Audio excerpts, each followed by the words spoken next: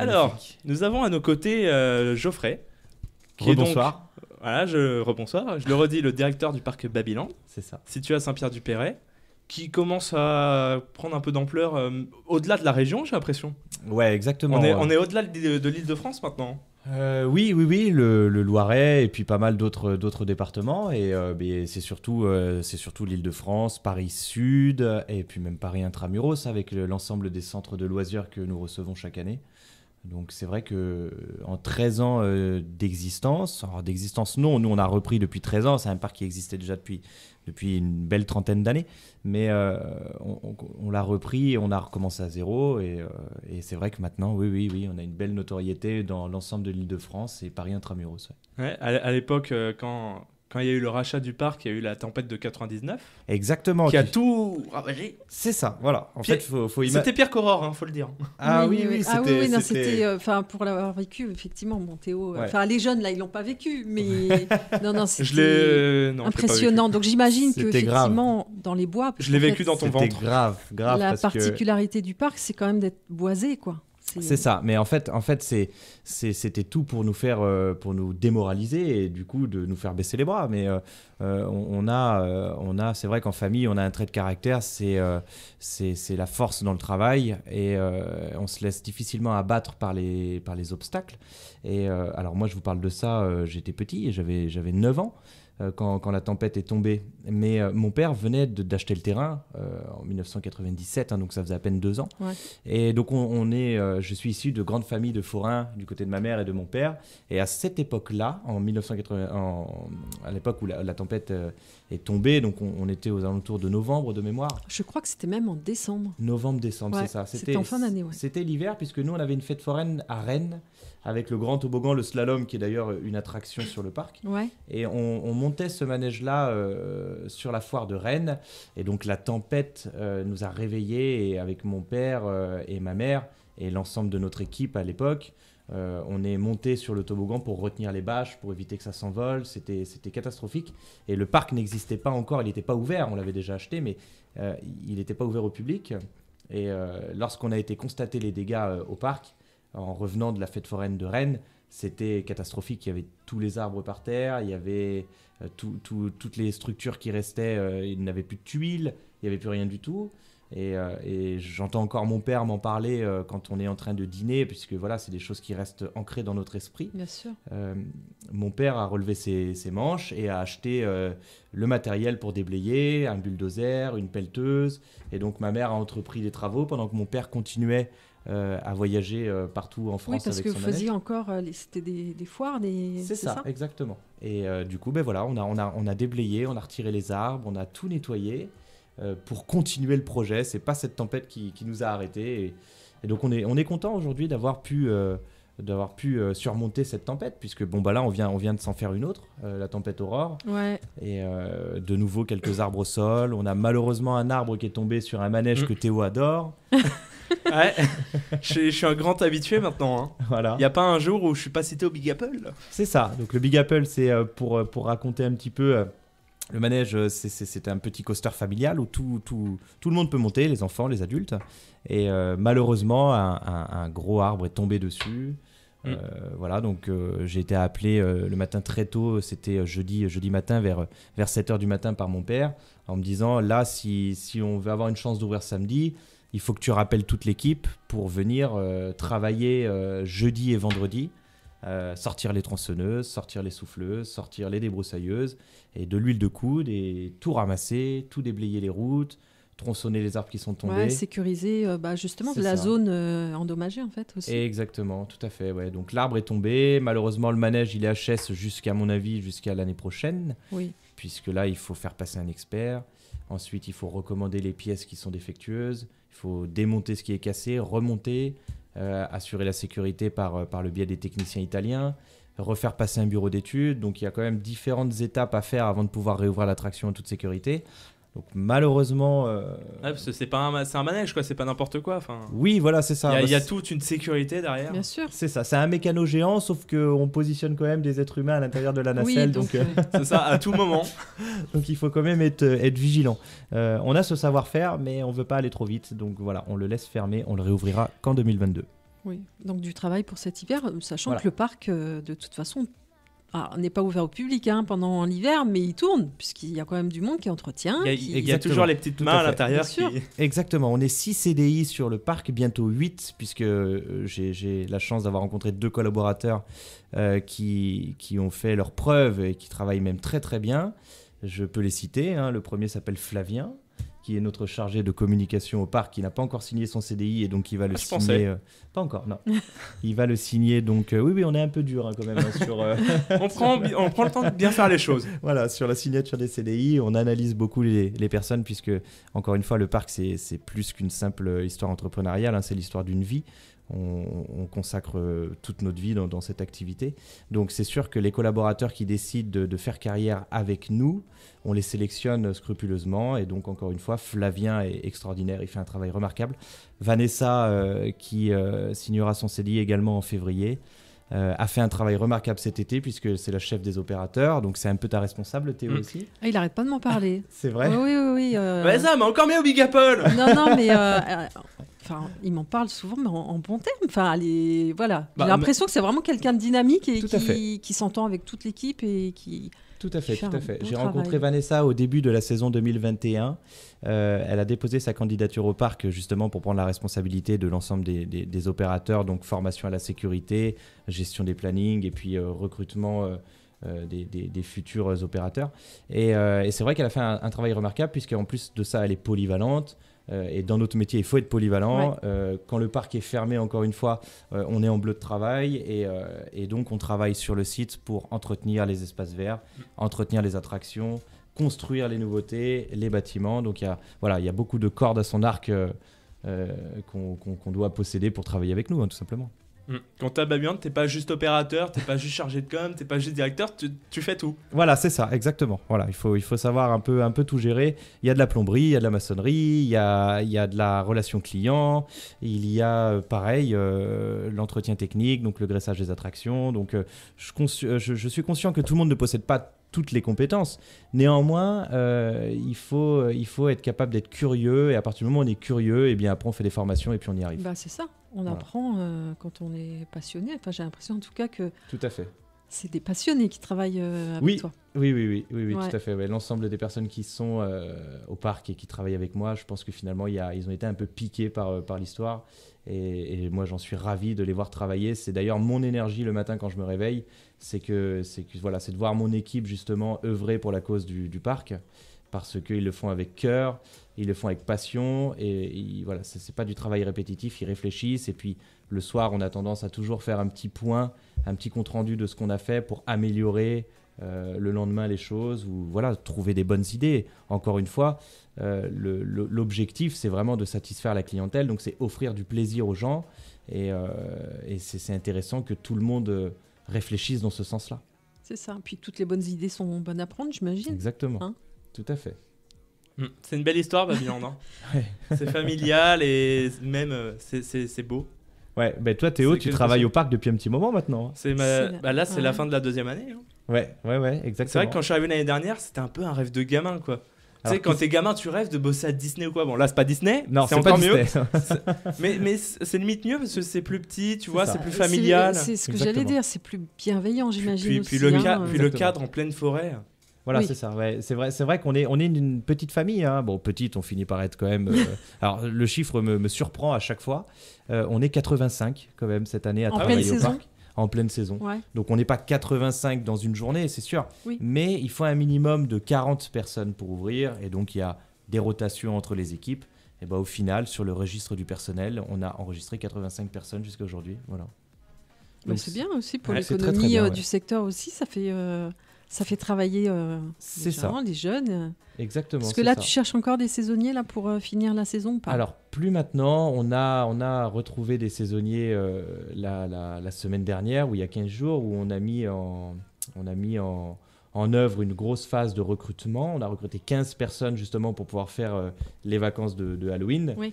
Mais ça y est, les recrutements sont bouclés. Donc pour ceux qui nous écoutent, malheureusement, ça Ce sera sera que pour la prochaine 2022 saison. maintenant. Ouais. Oui, il y a eu de nouveaux opérateurs, de nouvelles personnes, parce qu'il y en C'est a ça. qui reprennent des cours, il y en a qui Exactement. ont leurs C'est ça. études. Il y a beaucoup Exactement. d'étudiants qui travaillent l'été, mais du coup, en septembre, C'est du Voilà. saisonnier, quoi. Donc, Voilà, c'est ça. En fait, on adapte les plannings tout simplement. Donc à partir de là, on est assez souple. Hein. On n'est pas sévère vis-à-vis de ça et on attribue du coup des plannings aux disponibilités des jeunes. Et puis on a conscience qu'il y en a qui effectivement font des études de droit ou d'économie ou peu importe en BTS à Lieusaint. Il y en a qui sont principalement de la région. Et donc on se voit dans le bureau et puis ils m'indiquent leur disponibilité et ensuite c'est un gros mot croisé où j'ai les disponibilités de tout le monde puis je mets ça sur un tableur Excel et l'idée c'est de répondre aux intérêts du parc, c'est-à-dire il faut un minimum de 13 opérateurs pour les 13 manèges qui nécessitent des opérateurs. Ensuite il faut 3 surveillants sur le terrain. En billetterie il faut 5 personnes minimum, billetterie boutique puisque maintenant on est une boutique avec des il y a objets la dérivés. boutique, il y a la restauration. La restauration, il faut un minimum de 15 personnes. Donc Ouais. finalement, ça chiffre. Et puis, on finit par, je vous dis, être une quarantaine sur le terrain pour offrir du plaisir aux gens quand on est ouvert. Hein. Puis il y a l'entretien aussi. Et puis, il y a l'entretien. Il y a, tout à fait. parce il y a que- tellement de monde au final. Ouais. Il y a l'entretien, c'est ça. Plus la construction. Oui. Donc là, on s'envoie un bel investissement. On en parlera peut-être après pour pas tout Ouais. mélanger. Oui. mais On s'envoie un très, très bel investissement. Et puis, on améliore également l'espace sanitaire avec un bâtiment Très attendu. très très attendu parce que c'est vrai que les sanitaires sont un petit peu anciens, il faut les remettre au goût du jour. Mais voilà, il faut qu'encore une fois, les personnes qui restent à l'année en CDI puissent l'hiver contribuer à l'évolution du parc. Hein. D'où la polyvalence. Parce D'où la polyvalence, c'est ça le peut terme. être les espaces verts, ça peut être C'est ça. repeindre les Exactement, petites c'est ça. figurines, je pense, Voilà, ou les exactement. manèges. Ou les voilà. réparer avec de la résine polyester et du gel coat. Voilà, Ouais, il y a- voilà. il y, a plein de Puis il petites faut choses à aider faire. pour dépanner les manèges qui des fois sont bloqués. Enfin, il y a plein de choses. Oui, c'est ça. D'ailleurs, je t'ai déjà vu pousser le Big Apple quand tu l'avais bloqué parce que tu avais mis trop de Ouais. freins. Ouais, c'est possible. Quelquefois, oui. Hein, donc ça donne quoi? C'est Théo Ça- pour Vanessa, ça fait Théo les pour mêmes- Vanessa. Alors, Vanessa, Et après- faut et que après, tu viennes, c'est- c'est bloqué dans la pomme. Et après, c'est Vanessa pour Geoffrey. Vanessa pour Geoffrey. Ouais, comme au bûche. Ou... non, mais, Ouais. non, mais je pensais par exemple le petit safari où j'ai Oui. déjà aidé. Enfin, Oui. faut être polyvalent. C'est ça. Le safari, Mais oui. c'est bah, bien parce que tu apprends des choses, tu apprends un peu la technique du truc. C'est ça. C'est Ouais, ça qui est exactement. Bah, pour les c'est curieux, intéressant. c'est vachement intéressant. C'est vrai que toutes les personnes qui veulent nous donner un coup de main, parce que bon, il n'y a pas toujours la même fréquentation en termes de clients. On peut faire des journées plus faibles que d'autres. Hein. On peut passer 200, 300, 400 personnes quand il pleut et pousser jusqu'à 3000, 3500 quand il beau. fait Ouais, beau. on l'a vu cet été. Hein. On l'a vu cet été, tout à fait. Donc quand il fait moche et qu'on a 350 visiteurs sur le site et qu'on est une quarantaine ou une cinquantaine de saisonniers, Il faut les occuper. il faut les occuper, Ah oui. c'est ça. Et moi, c'est ce qu'on m'a toujours dit. En tant que tête pensante justement dans une journée d'exploitation, il faut que j'occupe tous mes employés. Bien sûr. Alors du coup, je sectorise avec des responsables, bien entendu, mais il est vrai que des opérateurs qui veulent contribuer au dépannage d'une attraction, eh bien souvent viennent avec moi et mon père pendant 2 heures ou 3 heures pour nous aider à dépanner une attraction. Hein, c'est déjà arrivé. Mm. Voilà. Donc c'est vrai que voilà, ça leur permet aussi de découvrir C'est bien, c'est intéressant. Tu apprends des choses, tu découvres comment ça marche. C'est ça. Voilà, changer un moteur ou des frotteurs ou Ouais. des contacts divers et variés. Voilà, il y a beaucoup de choses à faire. Alors, Geoffrey, apparemment, honte à toi. Oui, oui, si tu veux faire allusion au petit message que tu viens de C'est ça. recevoir de la part de Charlotte. Tu vas peut-être te rattraper plus tard. Il y a d'autres jeux. Ouais, bien sûr. Il y a le Ça- qui a dit ça qui arrive Oui. en deuxième partie d'émission. On va parler de la saison 2021 au parc. Geoffrey. Ouais. Donc là, Allez. qui s'achève dans Comment- 2 semaines. Bah là, tu vas pouvoir Voilà, faire le un 7 petit novembre. débrief sur la saison puisqu'elle se sûr. termine.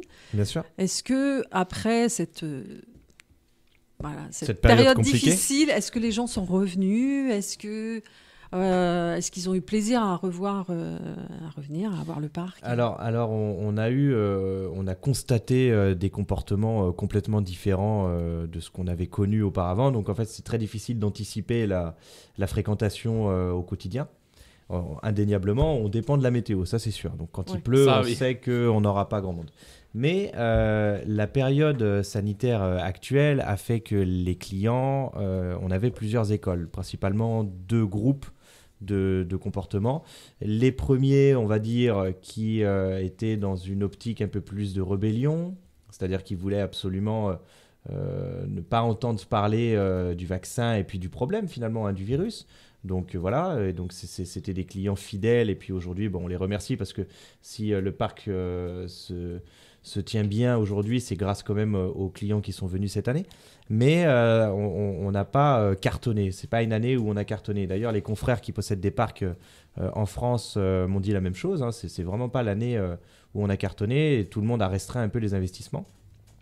Et donc, c'est vrai que l'arrivée de ce pass sanitaire au 21 juillet, finalement, ça a été un coup dur, quoi. Il a chamboulé vraiment le comportement des clients. Je suis d'accord. On a eu les 2 jours précédant la date de la mise en place du pass sanitaire, on a cartonné. On a fait 2 fois. Ouais, bah oui. Ouais, c'était incroyable. On a fait 2 fois 3000 clients. Donc on s'est pris une rafale de clients. On était même très contents, mais on se disait bien que c'était le pass sanitaire, justement. Ils avaient anticipé la mise en place d'un pass sanitaire, donc ils se sont tous dit, ok, c'est maintenant ou jamais, quoi. Après, on s'y attendait, la veille, les jours d'avant, on s'y attendait un peu aussi à avoir du monde. Hein. Ouais, tout à fait. On savait que les gens viendraient avant le pass sanitaire, quoi. Oui, tout à fait. Donc l'arrivée de ce pass sanitaire a fait que, bien sûr, qu'on a obéi aux règles du gouvernement. Et on a contrôlé le passeport des vaccins de chaque client. Et on a eu une montée justement de tension de certains clients qui ne comprenaient pas qu'on contrôle justement les passes sanitaires. Parce que je pense que c'est pas rentré tout de suite dans les mœurs. Les gens ont pris bien 1 semaine, 15 jours avant de comprendre qu'effectivement c'était obligatoire. Et nous, alors j'ai pas très bien vécu cette période-là sur les réseaux sociaux. Oui, c'était un peu virulent. Tout à fait. Donc j'ai pas mal partagé mon désarroi sur les réseaux sociaux, justement parce que j'étais pas du tout d'accord avec le gouvernement du fait d'être au front. En gros, il fallait que j'explique aux clients que je ne pouvais pas les recevoir parce qu'ils n'étaient pas vaccinés totalement. Donc c'est-à-dire les 2 doses de vaccin avec un délai de 7 jours après la 2e dose. Donc j'avais affaire à des clients, parce que quand on brasse des flux de visiteurs, on a toujours un pourcentage de clients, même s'ils sont de l'ordre de 10 ou 20 clients, qui dépendent d'une catégorie. Donc en gros, on avait des clients qui avaient les 2 vaccins, mais une cliente qui avait fait son vaccin hier, son 2e vaccin hier, et donc ne pouvait pas accéder au parc, parce qu'il faut un délai de 7 jours, et c'est la loi. Donc ça signifie que nous, on devait faire la police et expliquer à cette dame, non, désolé, on ne peut pas vous autoriser l'accès au parc parce qu'il faut encore attendre 6 jours. C'est très très compliqué de devoir dire ça à un client. Déjà d'une, parce qu'on en a besoin pour la bonne santé financière de l'entreprise, et qu'en plus de ça, c'est notre modèle économique. C'est-à-dire il faut recevoir des clients et satisfaire ces clients-là sur le parc. Bon, bah d'ores et déjà, ils ne sont même pas rentrés dans le parc qu'on leur met une contrariété dans l'esprit. Donc moi, personnellement, j'ai mal vécu. Mes équipes ont très mal vécu cette période-là. Ça a duré bien 15 jours, hein, du 21 juillet jusqu'à première semaine du mois d'août, où on a loché. Il y avait très peu de monde sur le parc. On a eu beaucoup de refus. On avait des vigiles à l'entrée du parc, justement, pour calmer un peu les ardeurs.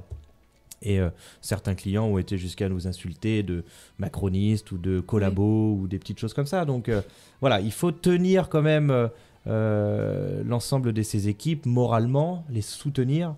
Donc nous, on était principalement la billetterie justement pour discuter avec la clientèle. Et on a été agréablement surpris de voir que finalement tout le monde a compris l'impact justement de ce pass sanitaire et les bonnes conséquences que ça peut avoir. Et à partir de la première semaine du mois d'août, la plupart des gens étaient vaccinés ou alors se faisaient tester pour pouvoir venir au parc. Parce que tu avais mis à disposition un Barnum sur le parking, je crois. Exactement, c'était une solution qu'on a tranchée pour cette solution, c'est-à-dire de faire venir des infirmières libérales pour pouvoir effectuer un test à l'entrée du parc, de façon à pas dire un non définitif aux clients et leur dire, voilà, vous n'êtes pas vacciné, on le comprend, vous avez fait 1 heure de route pour venir au parc, vous avez les enfants, vous avez la glacière, vous avez la poussette, vous avez tout. On vous invite à faire un test PCR sous le Barnum à 5 mètres du parc. Ça prend que 15 minutes. Voilà, antigénique. Antigénique, oui, c'est ça. Bon, c'est pareil. Et donc après, voilà, vous avez un passeport sanitaire qui vous sera délivré, valable pendant 72 heures, c'est ça. pour venir au parc. Et ça a calmé beaucoup de choses. Et nous, ça nous a permis justement de continuer à travailler dans les meilleures conditions. Hein. Ouais. Mais c'était une période assez compliquée. La plupart des propriétaires de parcs aujourd'hui le disent. On a fait face. Le mois d'août a été bon. Le mois de juillet un peu plus compliqué. Mais finalement, dans l'ensemble, on s'habitue pour la bonne cause. Hein.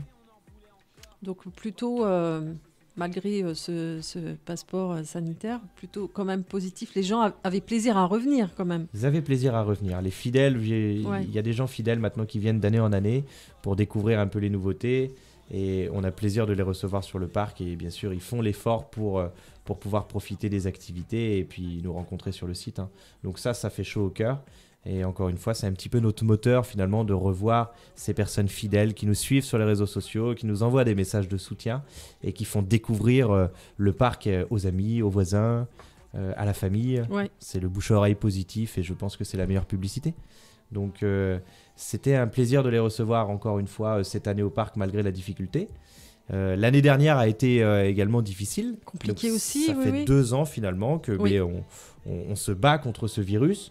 Et je pense que nous, notre secteur d'activité fait partie des secteurs les plus touchés, puisque le loisir n'est pas un commerce indispensable, comme le dirait le gouvernement. Ouais. Alors que pour Pas moi, essentiel. voilà, non essentiel. Alors que pour moi, c'est tout l'inverse. Moi, j'envisage pas une vie sans loisir.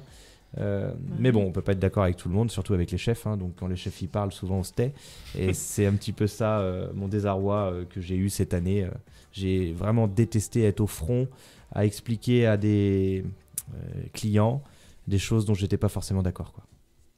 Et puis en plus, les saisons étaient plus courtes puisque l'année Exactement. dernière, le confinement est arrivé quasiment au moment d'Halloween. Exactement. De mémoire. Et tu as Exactement, tout à repris. fait. Là, la réouverture s'est faite plus tard que. Oui. que Finalement, normalement. on ouvre normalement à la fin du mois de mars. Oui, c'est ça. Et là, cette année, on a ouvert le 9 juin. Et l'année dernière, on a ouvert autour du 20 juin ou du 21 Oui, juin. c'était un peu pareil, effectivement. Donc les saisons sont coupées en 2. Le gouvernement nous a octroyé des aides, bien entendu. Sinon, on aurait... je pense qu'on aurait survécu, mais on aurait survécu avec plus de difficultés. On a eu la chance, pour tout vous dire, on a eu la chance de cartonner en 2019, puisque ça a été notre année la plus performante en termes de visiteurs. On a fait 210 000 visiteurs sur l'ensemble de la saison.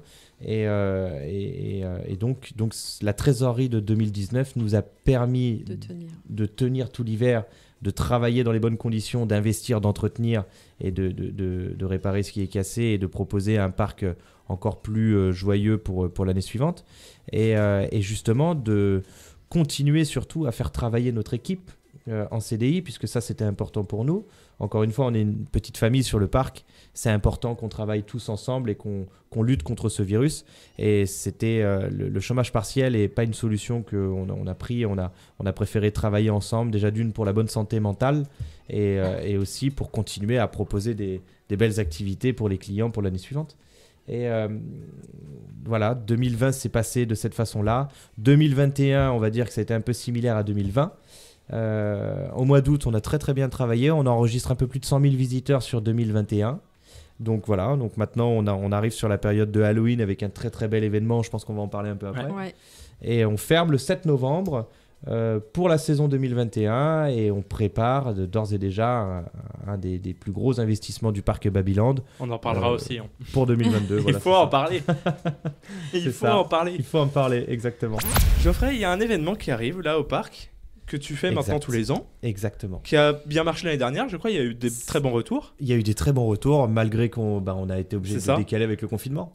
Pour l'anecdote, je raconte pour Henriette, Dimitri, puis même ceux qui nous écoutent qui ne savent pas. L'année dernière, on devait faire l'événement sur le week-end, je crois. C'est ça, ouais, exactement. On a appris, je crois, le mercredi soir qu'on était reconfiné le vendredi, un truc comme ça. C'est ça. Et du coup, il y en a, ils ont passé la nuit au parc. On a bossé pour finir la maison hantée, pour finir tous les trucs, la parade et tout. Exactement. Et au final, on a fait le truc sur une journée. Ouais. Et ça a cartonné. Ouais, il y en a même qui se sont proposés comme moi pour venir bosser plus tôt exprès. Ouais, putain, ouais, t'es un amour. Hein. Heureusement qu'on a des gens comme toi. Attention, ce que tu me dis, ça me touche. je vois ça. Et donc, Halloween revient. Et Halloween revient, et revient toujours plus grand. Parce que cette année, on ne tient pas Halloween sur un week-end, non, ni sur 3-4 jours, non. Là, non. j'explique le brief de Geoffrey, c'était, vous voyez, maintenant on voit plus grand, On va faire sur 9 jours, les gars. On va faire ça sur 9 jours, c'est ça. Et en fait, c'est simplement pour calquer un petit peu la grandeur d'un événement, des plus grands parcs. Hein, parce que maintenant, Halloween, les grands parcs, ils le tiennent sur l'ensemble des vacances. Donc, c'est toute une gestion et une organisation qui est impressionnante.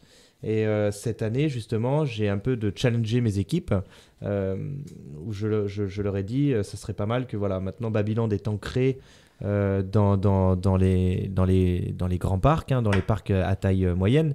On rentre dans une belle envergure, donc ça serait intéressant de proposer un bel événement pour Halloween. Et du coup, c'est ce qu'on fait. Donc pendant 9 jours, du 30 octobre au 7 novembre, avec plein d'activités pour l'ensemble des clients. Donc si vous voulez que je vous explique un petit peu les activités, alors tu peux nous donner quelques petites infos sans forcément tout dire, peut-être. Je sais pas si oui, tu veux garder des choses. Voilà, un peu... c'est ça. Tu m'enlèves les mots de la bouche. Hein, justement, je vais rester assez vague. Déjà, dans un premier temps, je travaille en binôme avec un ami qui m'est cher et qui me bluffe justement d'année en année. C'est Steve Varinou, que tu connais très bien. C'est un garçon justement que j'apprécie parce qu'il est rempli de secrets. Il a déjà une force de travail et de créativité assez impressionnante et il arrive à mettre en œuvre ce qui se passe dans son esprit et ça, je trouve ça remarquable. Je te salue, mon ami, si tu nous écoutes. C'est lui qui s'occupe de la mise en place de la maison hantée. Et justement, je vais rien vous dire sur la maison hantée parce que sinon c'est pas une surprise. Mais il y a des choses horrifiques qui s'y passent avec des fantômes. Il faut venir voir. J'ai entendu parler de certaines choses. Je sais pas tout, mais j'ai entendu certaines choses. Gardez la surprise. Je vais garder, je vais rien dire, mais... Voilà, non, faut surtout pas gâcher le surprise à la clientèle. Mais au-delà de la maison hantée, l'ensemble du parc est thématisé. Il y a un atelier maquillage pour les enfants. Il y a une distribution de bonbons aux attractions. L'ensemble des opérateurs, bien sûr, sera déguisé. Et il y a un concours du plus beau déguisement, justement, à la fin de la parade avec la mascotte, où on va élire justement le déguisement le plus terrifiant parmi les candidats. Et ils pourront repartir donc avec un pack famille de 4 invitations. Et puis bien sûr des surprises.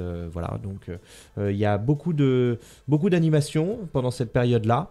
Donc je vous invite justement à venir découvrir le parc Babyland si vous ne le connaissez pas, à travers l'événement de Halloween 2021.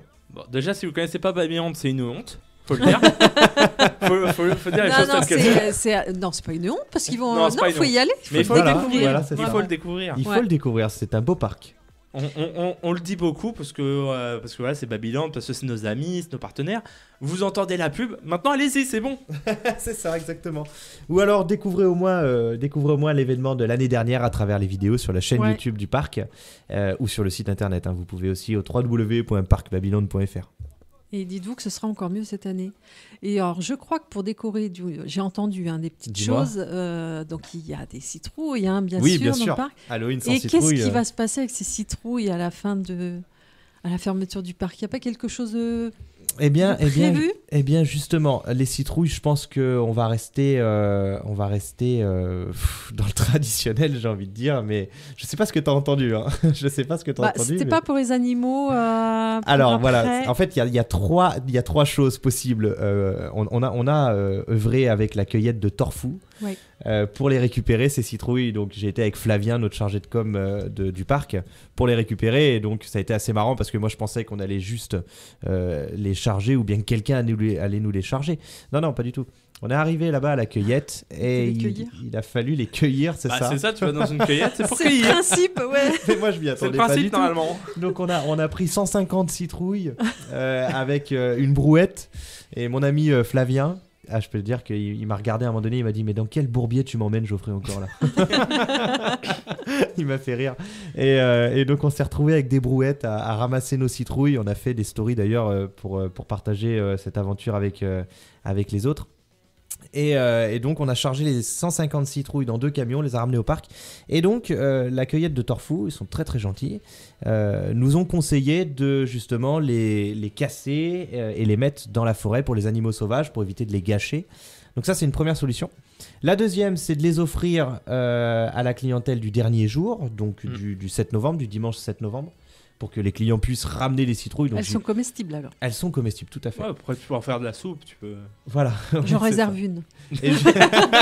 Tu peux, il n'y a pas de problème. Mais j'ai peur que ce soit un petit peu voilà, le bazar de tous les clients qui sautent sur les citrouilles les 10 dernières minutes. On va passer avec un micro et puis on va dire allez-y, vous pouvez prendre les citrouilles. Imagine, tu as 2500 clients pour 150 citrouilles. Oui, bon, voilà, il va falloir embaucher des vigiles, je pense. Mais et donc la troisième solution, c'est la solution qu'on a prise l'année dernière. C'est ma mère, donc qui travaille activement avec nous dans le parc, qui se propose justement de les cuisiner à travers des soupes ou de la confiture ou des tartes. Et donc elle distribue ça à l'ensemble des équipes après par la suite. Donc moi j'ai bien apprécié. À la fin de l'année dernière de boire mes petites soupes de citrouille dans mon canapé. Donc j'ai peut-être demandé à ma maman justement de cuisiner un peu pour l'équipe 150 citrouilles. Je pense qu'elle va être occupée pendant un bon mois. Ça se conserve très bien. C'est vrai ? Ouais, ah bah oui, la citrouille, ça se conserve assez longtemps. Donc, ça, je sais pas. Ça se congèle aussi très bien. Ah oui, voilà, on peut les mettre dans les chambres froides. Je pense que c'est ce qu'on va faire. Mais voilà. Peu importe quelle option vous prendrez, ce sont que des bonnes idées. Ouais, c'est des bonnes idées. Hein. Même pour les animaux de la forêt, je trouvais ça sympa. Oui, j'avais entendu parler de ça. Il faut les casser. Voilà, c'est ça. Moi, je l'avais lu quelque part, je sais plus où, mais je sais plus. Je sais plus. Mais ça les protège pour l'hiver. Je crois que ça leur amène plein de vitamines. Ouais, c'est ça. Et puis c'est complètement ça va... écologique. Oui, voilà, c'est ça, c'est écologique. Et puis ça évite de gâcher, tout simplement. Aussi, c'est ça. Oui, sinon ça pourrit. À un moment, ça pourrit sur place. C'est ça. Et puis c'est ce qu'on appelle le gaspillage alimentaire. Exactement. Et donc les laisser en libre service pour la clientèle, ça, je ne sais pas. Je sais que Nigloland ont choisi cette option. Maintenant, je ne sais pas si c'est une bonne idée. Peut-être faudrait essayer. J'en sais rien du tout. À voir. Effectivement, tu risques d'avoir Fais venir la gendarmerie. Des bagarres, des choses comme ça. Ou alors sur réservation. Ou alors sur... Ouais, alors là, c'est à gérer, c'est un enfer. Ouais, c'est vrai. On va mettre les prénoms sur les citrouilles. Alors, la citrouille de Théo. Pourtant, nous, quand on a été à Babylone avec la famille, on a piqué des citrouilles là-bas. Ah, t'as piqué les citrouilles. T'oses le dire, mais tu l'as rangé. Non, mais il ose le dire face au directeur. Hein. Non, mais il dit t'as piqué. Ça se voit quand tu piques une citrouille. Et alors, comment t'as réussi à passer la billetterie avec une citrouille ? On sait pas.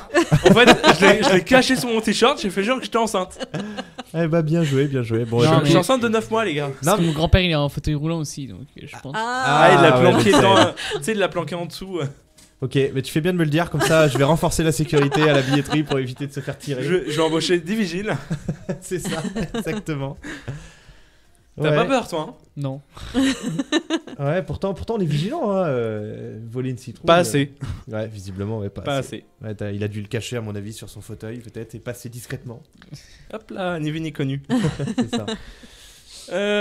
Dans un instant, on parlera de l'année prochaine d'un grand manège. Des nouveautés. Très très grand. C'est même le plus gros projet qu'on tient jusqu'à l'existence. Ah bah là, sans aucun doute. Depuis l'existence du parc. Et donc on en parle avec plaisir. Et on va passer à un jeu que j'adore. C'est un jeu que j'adore préparer, que j'adore faire. C'est le Kikadissa. Oh pardon, c'est mieux avec les micros. Dimitri, je te laisse expliquer le principe. Alors, le Kikadissa, c'est Théo, il va passer des extraits de personnes qui parlent et nous, on va devoir deviner. Des personnes connues. Enfin, oui, des personnes connues, oui. Et on va devoir deviner à la voix qui est cette personne.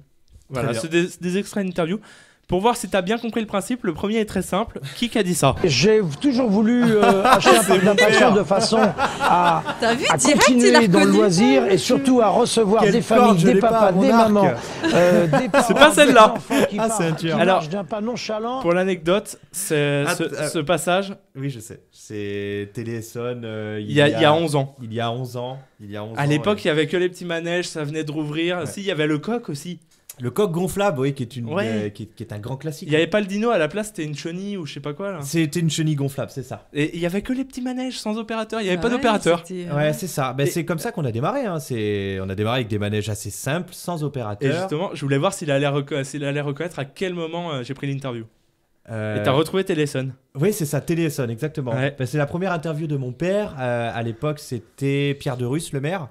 Et donc, voilà, il a eu quelques médias de la ville de Saint-Pierre qui sont venus l'interviewer pour ce beau projet. Hein.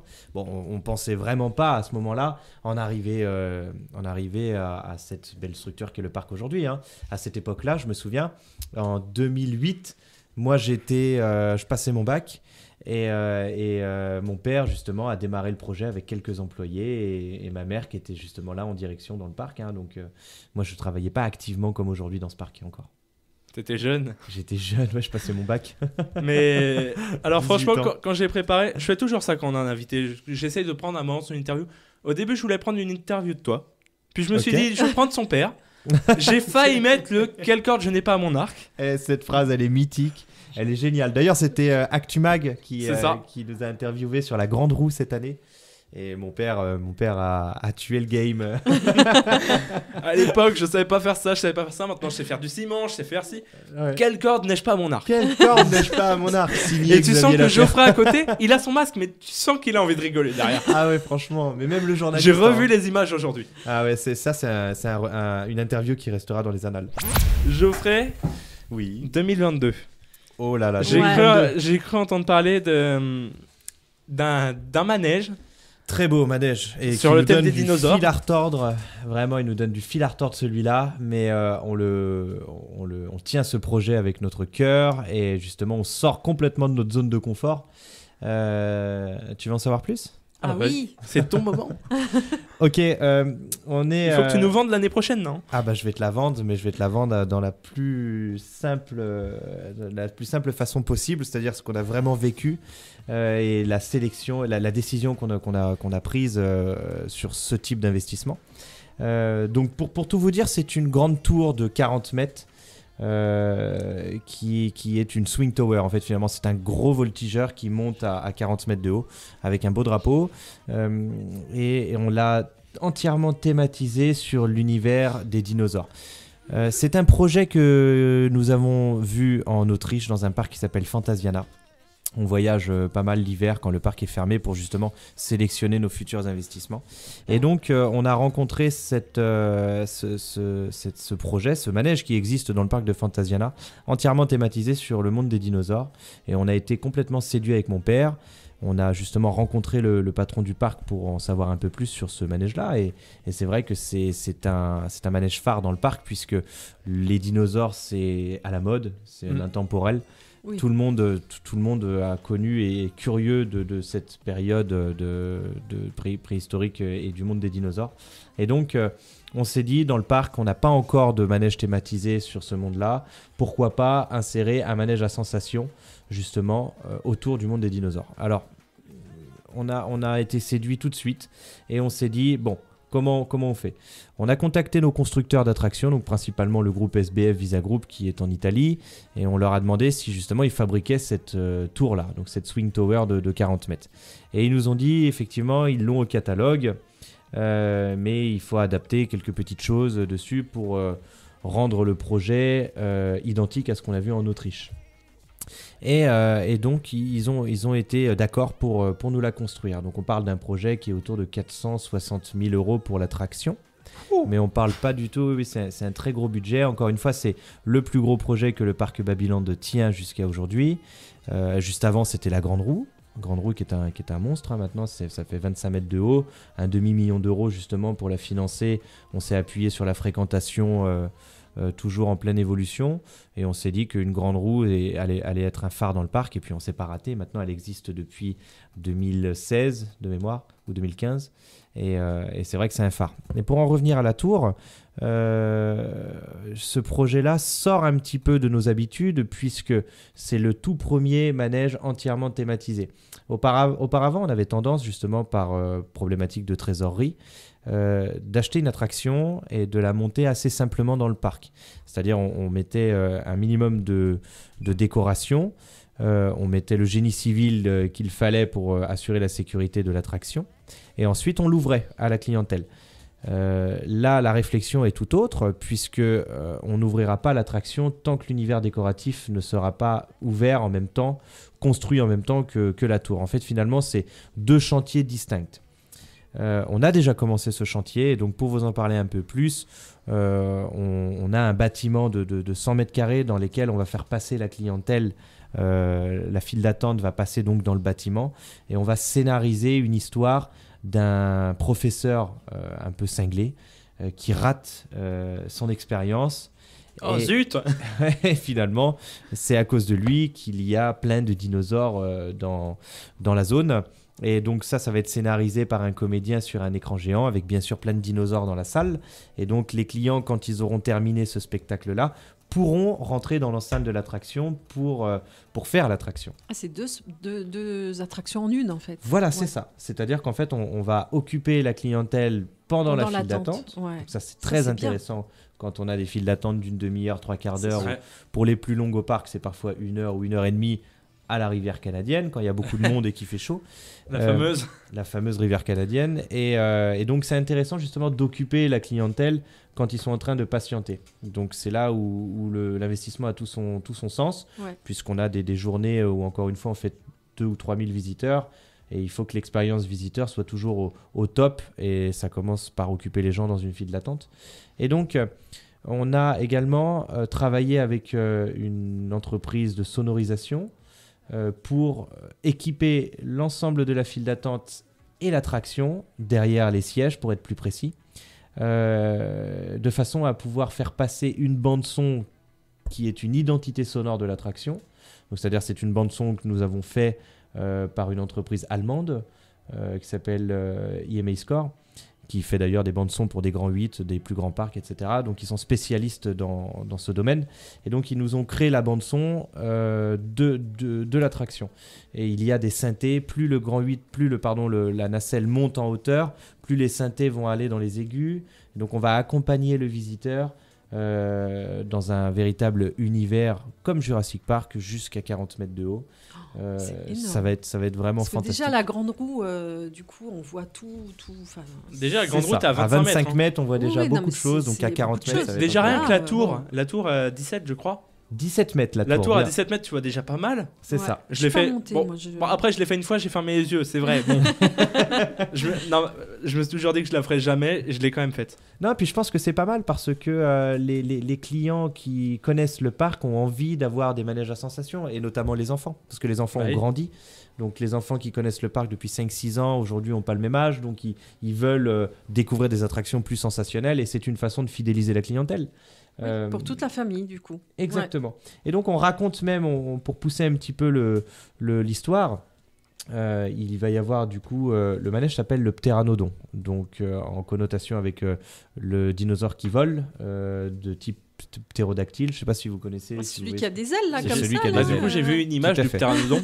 Oui, tu as vu le logo. Je me suis renseigné quand même. J'ai quand même regardé sur Google Images. Hein. Ouais, et on a fait dessiner le logo de l'attraction. Et donc, c'est un personnage qui va s'appeler Max, pour tout vous dire. Et donc, Max va être l'ami de Winnow, notre mascotte. Et donc, Winnow voyage à dos de Max, qui est le dinosaure. Donc, il chevauche le dinosaure. C'est bien, c'est vraiment toute une histoire, quoi. Et voilà, exactement. Donc, il y a vraiment toute une histoire autour de cette nouvelle attraction. Qui, voilà, pour rentrer un petit peu dans les données un peu plus techniques, l'univers décoratif, et il va y avoir donc du béton projeté avec un grand bassin. On va simuler des cascades avec, encore une fois, du béton projeté. C'est les entreprises Petroar et Temix qui nous suivent là-dessus. Donc, Temix, c'est philippin. D'ailleurs, les décorations viennent de partir hier, pour tout vous dire, dans le conteneur à Manille. Ça arrive au port du Havre, et après, du port du Havre, c'est livré jusqu'au parc. Donc, on va chercher les investissements jusqu'aux Philippines. Et donc le béton projeté, c'est une entreprise allemande située à Berlin qui viennent avec des techniciens pour étudier et faire toute cette roche projetée dans la zone. Il y en a pour un petit peu moins de 200 000 € de décoration, donc ça chiffre assez vite. Et le génie civil, bien sûr qui est très très important. Et justement, le génie civil, on l'a fait entièrement avec l'équipe, donc avec mon père et puis avec nos CDI également. Pourquoi on l'a fait nous-mêmes? Pour des raisons de trésorerie, puisqu'on a fait quelques devis là-dessus. Pour tenir un mât de 40 mètres, il y a des forces d'arrachement et des forces au sol. Donc on a fait appel à un bureau d'études pour forer le sol à 20 mètres, 15 mètres, 7 mètres, pour étudier les sédiments et voir la qualité de béton à utiliser et le niveau de ferraillage dans la dalle. Et une fois qu'on a eu les études, on a fait faire des devis. tenez-vous bien, le devis pour réaliser cette dalle et le ferraillage, souder la ferraille entre elles, etc., il y en avait pour un peu plus de 80 000 € avec le ciment. 80 000 €, c'est rien que énorme. ça, quoi. Donc on s'est regardé avec mon père et on s'est dit, mais il n'y a rien de compliqué, il faut juste se relever les manches. On a le matériel, on a les bulldozers, on a les pelleteuses. Souder, on sait souder, hein. Quel forain ne sait pas souder. Donc finalement, on s'est dit, allez, pourquoi pas. Et c'est un challenge. On n'avait jamais fait des fondations pareilles. Et donc, on a pris le problème en main. On a commencé à creuser. On a posé énormément de questions aux constructeurs et puis au bureau d'études sur lequel on s'appuyait. Et on s'est aventuré justement à faire ces fondations nous-mêmes. Il y a eu un peu plus de 17 toupies de béton dans le trou. C'était un gros trou de plus de 3 mètres justement rempli de béton pour pouvoir ancrer la tour. Et donc la tour a été ancrée il y a quelques mois maintenant. Il reste les autres mâts supérieurs à installer et bien sûr tous les réglages hydrauliques et électriques avant de faire les premiers essais. Mais ce que je veux dire par là, c'est que notre force, elle est là. C'est de ne pas avoir peur du travail et de faire nous-mêmes les choses parce qu'on est des grands curieux. Et qu'on se dit, ça peut pas être compliqué. Si lui, il y arrive, pourquoi pas nous? Oui, tant que tu suis les préconisations du bureau d'études, c'est le plus important, parce que c'est eux qui disent effectivement quel béton. Exactement. Et quel... Il faut avoir des compétences. Puis après, tu es content parce que tu as fait les choses toi-même, quoi. Exactement, c'est une fierté. Vraiment, c'est une fierté. Une fois que le manège... En fait, la fierté, elle va être quand on va poser le drapeau tout en haut. Et qui va l'essayer en premier, ce manège? C'est moi. C'est Geoffrey. Je pense que c'est moi. C'est toi? Ouais. J'aimerais trop sois excité. Papa, tu le lances quand je suis dedans, d'accord? C'est ça. Mais en fait, c'est comme quand on est gamin. Quand on est gamin, on a des jeux, on a des jouets. Et quand on est adulte, on est des grands enfants. Donc les jouets ont juste évolué. C'est des jouets qui sont un peu plus gros. Mais c'est pareil. On reste des grands enfants et puis on s'amuse avec ça. On prend les choses très au sérieux, attention. Hein, mais parce qu'on a grandi, on a mûri. Donc l'idée, c'est de partager tout ce bonheur avec les clients et de fidéliser également notre équipe à la cause Babyland. Et la cause Babyland, eh bien, c'est d'offrir des projets de plus en plus grands et puis de les faire soi-même. C'est encore plus drôle. Voilà. Donc ce manège, d'après ce que j'ai vu, on a les pieds dans le vide, c'est ça? Exactement. Et ça tourne. C'est ça, très vite. Voilà. En fait, c'est vraiment un mélange de un mélange de la tour et du voltigeur, quoi. C'est un mélange de la tour et du voltigeur. Ouais, c'est ça. Voilà. Donc on n'est pas dans une chute libre, mais on est dans une chute assez vertigineuse, hein, puisqu'on est très haut. Et puis on est quand même à 40 mètres de haut. Hein. Et puis on est à 40 mètres de haut, donc il y a une vue incroyable et puis il y a des sensations superbes. Et puis encore une fois, ce qui est bien, c'est l'accessibilité de ce manège. C'est que les enfants de moins d'1,20 m peuvent monter accompagnés à partir de 1,05 m. En dessous 1,05 m, bon, faut pas exagérer, c'est quand même strictement interdit, puisque 1,05 m, on est autour de 4 ans, 4 ans et demi. Mais on est sur des accessibilités qui sont assez larges, permettant de profiter de ce manège-là en famille, encore une fois. Et ça suit clairement le modèle économique du parc. Ça signifie que maintenant, les investissements, c'est des attractions destinées à la famille pour ne pas contrarier un des membres de la famille qui, justement, ne peut pas monter pour des raisons de taille, quoi. Donc, on s'insère vraiment dans un parc familial à travers ce type d'investissement. Et normalement, si tout va bien, les premiers essais de cette attraction auront lieu au mois de février pour une ouverture au mois de mars 2022, fin mars 2022. Donc du coup, je vous inviterai tous à venir l'essayer. Oui, alors moi je ne l'essaierai pas parce que moi déjà, quand c'est trop haut, les pieds dans le vide comme ça, non, mais je viendrai. Franchement, c'est sympa. Filmer. Mais tu me filmeras dedans. Promis, on ne te fera pas la blague d'arrêter le manège quand tu es tout en haut. Par contre, la grande roue, je ne l'ai pas faite encore, mais je ferai la grande roue, c'est plus rassurant pour moi. Ouais, la grande roue, c'est vrai que c'est beaucoup plus tranquille, hein, que ce type de manège. Mais c'est bien, il en faut pour tous les goûts. Hein, il en faut, mais bien sûr. Et puis effectivement, tu as des adultes qui veulent un peu plus de sensations fortes. C'est ça.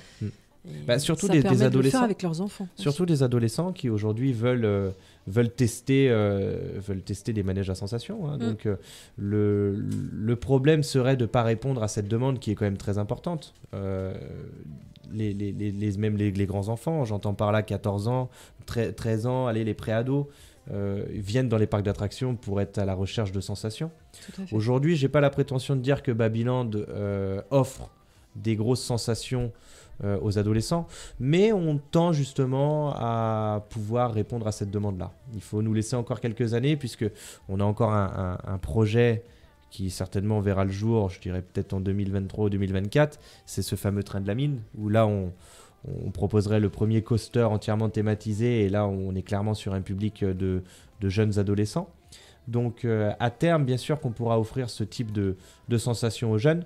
Et puis voilà, l'idée encore une fois, c'est de devenir pourquoi pas une même envergure que le jardin d'acclimatation, mais en Essonne. Ça serait le jardin d'acclimatation de l'Essonne sous un nouveau nom, comme Winoland. Ça serait pas mal de peut-être changer le nom du parc à terme. Babyland, c'est encore une connotation un peu enfantine. Ouais, c'est ça. Babyland. Bon, après, il y a Babyland Amiland. Tu rajoutes l'Amiland derrière. Bon. Alors, ça peut nous porter préjudice parce que justement, il y a une les gens connotation sur du bébé. Donc, c'est un petit peu au cœur des débats. Est-ce qu'on va changer le nom ou pas? Winoland pourrait être un nom un peu sympa, puisque Wino, c'est le nom de la mascotte. Winoland, c'est le Wino qui est juste là. Qui est juste là, d'ailleurs, je l'ai vu quand je suis rentré dans le studio, c'est magnifique. et c'est comme Nigloland, finalement. Niglo, c'est le nom de la mascotte. Oui. Un hérisson, Nigloland, voilà, on suivrait un peu ce modèle-là, pourquoi pas. Donc, bon, c'est pas d'actualité pour l'année prochaine. L'année prochaine, c'est cette grande tour qui va voir le jour. Mais on en discute. Finalement, on essaye d'avoir toujours un train d'avance pour ne pas se faire... pour anticiper, tout simplement. C'est des qualités qu'un entrepreneur doit avoir, ça, anticiper les choses. Donc, on en parle. Voilà. Peut-être que ça arrivera dans les prochaines années, ça sera la surprise. Il faut des surprises chaque année, de toute façon. Oui, c'est ce que j'allais dire. Il faut en garder pour les années suivantes. C'est ça, exactement. Voilà, donc des beaux projets. Je vous inviterai vraiment à l'essayer, cette tour qui est magnifique. Je pense qu'elle va te décoiffer, Théo. Ouais. Attends, je crois qu'on peut regarder sur YouTube, il y a des vidéos. Exactement. Si on cherche Swing Tower ou alors le nom du manège, là-bas c'est Flyrosaurus. Flyrosaurus. Ouais. Il faut taper Flyrosaurus. Dimitri va chercher, voilà. Je le connais. Ça, c'est le nom du parc du manège, justement, en Autriche. Mais ils nous ont accueillis les bras ouverts. Il y en a beaucoup qui m'ont dit ouais, mais bon, tu copies quand même un projet. C'est peut-être. Et en fait, dans ce secteur d'activité qui est le secteur donc, des parcs d'attractions et du loisir, il n'y a pas vraiment de concurrence. En fait, il y a plus des confrères. C'est-à-dire que on fidélise une clientèle, bien sûr, mais je veux dire, les clients, ils ont envie de découvrir plusieurs loisirs. Donc, l'idée, c'est plutôt d'avoir un grand partenariat et une sorte de lobbying entre les fournisseurs. C'est beaucoup plus intéressant que de critiquer ce que fait l'un ou l'autre. Et donc, c'est dans ce sens-là où, une fois par an, déjà, on se retrouve avec tous les propriétaires de parcs dans un salon international. Et puis, le soir, on dîne tous ensemble à la même table pour parler de la saison, pour échanger les bons et les mauvais fournisseurs. C'est ce que j'entends par là, un lobbying. Donc c'est très intéressant. Donc encore une fois, en Autriche, quand on a été voir ce projet et qu'on a dit au patron, Monsieur Wagner, que je salue au passage, il n'a pas du tout eu d'animosité envers notre volonté de copier entre guillemets son manège. Au contraire, il était très fier puisque lui, il l'a pensé et imaginé à sa façon. Donc de voir un parc français qui se déplace jusqu'en Autriche pour analyser ce qui finalement a été son bébé pendant un certain temps, c'est une fierté, quoi.